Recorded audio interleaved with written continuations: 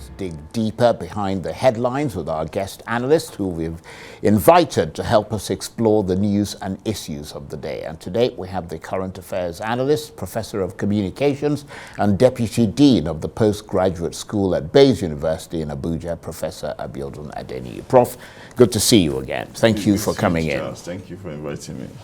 There's a lot going on. We've got less than 2 weeks to the inauguration. We know there are moves in court to even try and stop that inauguration, whether or not that's going to happen. I mean, how much, this is what we were discussing with the first guest, does that kind of leave a bad taste and a bad cloud hanging over this inauguration, which ought to be a moment of celebration? Well, it's one of mixed feelings, actually, but we also know that we're in a democracy, and democracy is weaved around a system. And that system is powered by regulations. So if we want laws, and most importantly, the Constitution, if we want to put it that way. So the constitutional stipulations are what we should abide by, and that's what I think we are following, whether we are happy about it or not. And that's why they tell us most of the time that law is not about morality. Law is about, stipulations, lay down procedures for humanity, for human beings, members, citizens in a society to follow. We've set out for ourselves democracy, and there's a constitution that we're supposed to follow, which we're supposed to go by. Otherwise, we'll see something else that we probably cannot handle, which is why it is important for us to just continue to go the way we are going. We have a president that has been declared by INEC. The other thing is for people who are aggrieved, and rightly so, to go to court. They have gone to court. We have a date, for handover. That date has been fixed. Arrangements are going on, preparations are going on towards the actualization, the realization of that day. That is expected to happen, and of course it's going to happen, from the optics that we are seeing around us. So those procedures are in place. We do not expect any deviation. And of course, if at the end of the day we follow these things through, and we'll have a final pronouncement by the courts. The onus is on all of us as citizens, whether we like it or not, to go by the dictates of the courts. And of course, within it actually might be frustrations, might be irritations. I keep talking about this, but as long as there's a laid down rule, sometimes there's no rule, there's no outcome that will actually favor all parties in a system. There will be sections of the society that are not in tune with it, that are not happy. But of course, again, that state of unhappiness will have to be submerged within the larger framework of regulations, of law, as the case could be. Well, I mean, the problem here is that there is so much negativity generated by this presidential election. And every time you think that the democratic spirit of this country should be moving forward and taking the people along in that forward movement, there just seems to be an anticlimax.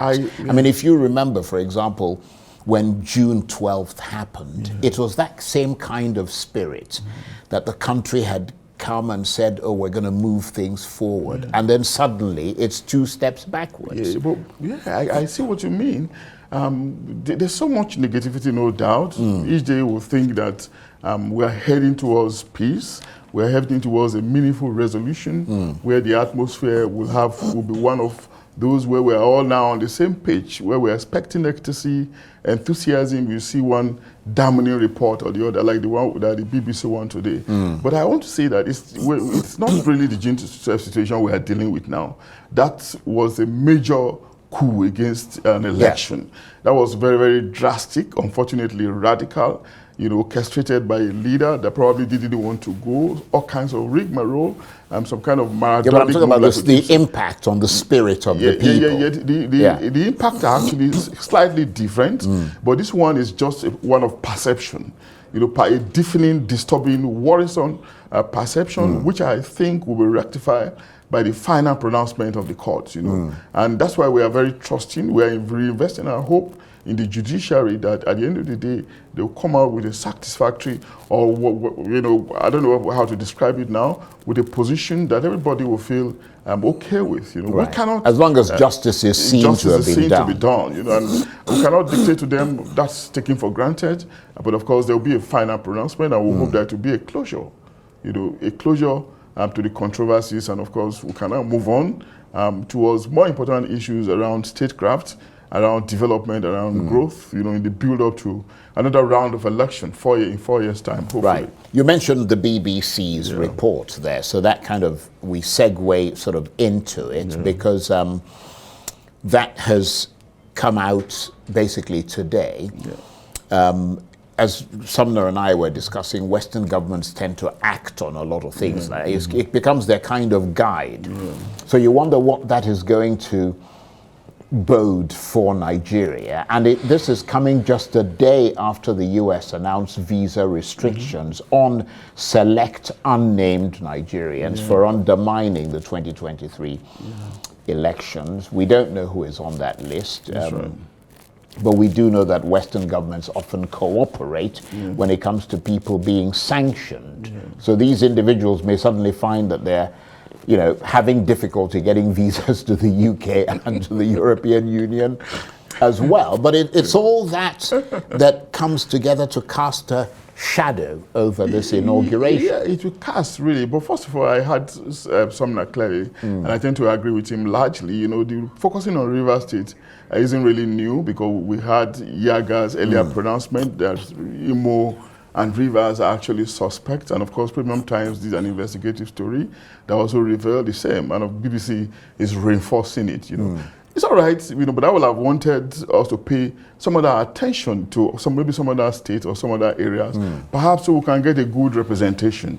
Because for now, concentrating on Rivers isn't a good sample for what happened in the 36 or the 37 states of the Federation, as the case could be, given the controversy about whether Abuja is a state or not. So let's have this investigation spreading beyond just one locality, so we can have a good representation. Because at the end of the day, if, for instance, at the end of the day, peradventure Rivers is said to be taken out, will it affect the overall election, or will it do credit or discredit to it? Eventually. So why can't we have a more investigation? Well, I mean, in fairness to the point you're making. Rivers State is clearly one state. That's right. And what has been found there is not sufficient to change the overall national outcome, but it could become a bellwether. Absolutely. We're not saying that what is going to happen didn't happen, or whether it happened or not. That's not the question. But we're saying that we have 36, 37 states. At this stage, we have had two credible organizations, Yaga, Premium Times, casting aspersions on the result in Rivers. Now, BBC has also come to reinforce it. We can also have some other you have this a kind point. of investigative reports in some other states, you so that we certainly can have begin a to form point. a stronger opinion. That's a good point. And in terms of reaction to these findings from the Electoral Commission, INEC, it's the classic answer, isn't it? Well, it's in court. And we can't comment. It's been said really that the judiciary is also a stage in the electioneering process, and after they have declared, the next stage is for the courts to take over, and that's what the courts are doing. Do not forget that INEC is a statutory organization. It's a public institution, and the gentlemen, they are guided by laws, by regulations. Well, some would say that's a bit fresh, given the way they ran the elections, for them to have been guided by laws. They want to keep the very opinion. laws that they themselves didn't follow, their own guidelines.